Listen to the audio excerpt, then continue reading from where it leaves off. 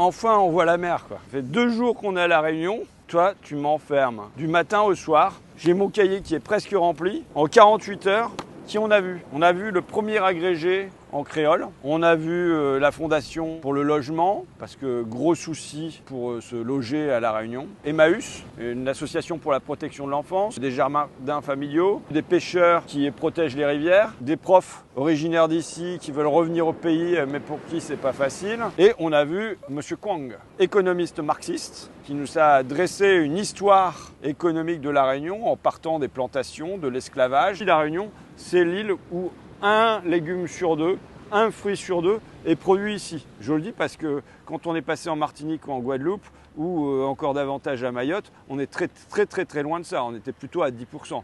De la même manière, il y a du porc ici, il y a des vaches ici, il y a de la volaille ici. On est loin, très loin encore de l'autonomie alimentaire, mais il y a quand même une vraie culture vivrière. Et M. Kwang, personnage, 80 ans passés, qui a quand même fait la première partie de l'Olympia, et avec quoi?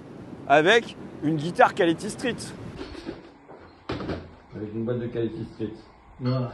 C'est dire peut-être la place de la culture. Moi, je suis épaté. On doit aller rencontrer le cri du Margouillat, tu vois. C'est une revue de bande dessinée qui existe depuis 40 ans. Il y a une vraie école de BD ici, parce que c'est notre manière de raconter l'histoire de l'esclavage, de raconter l'histoire des colonies. Il la raconte aussi avec des compagnies de théâtre, des contenus sur Internet. Il y a pas mal d'influenceurs réunionnais sur Internet. Quand même avec une question que je pose à mes interlocuteurs les uns après les autres, parce qu'il y a eu un vrai développement de la Réunion. Un peu de tourisme, je dis un peu parce que comme il n'y a pas tellement de plages, de toute façon ça plafonne et on n'ira pas au-delà de ça.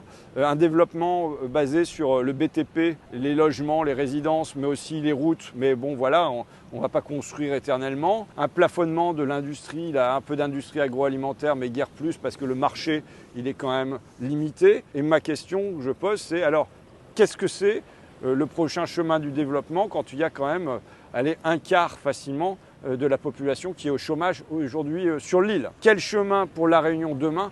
Pour l'instant, je n'ai pas de réponse claire, mais on va continuer à mener l'enquête.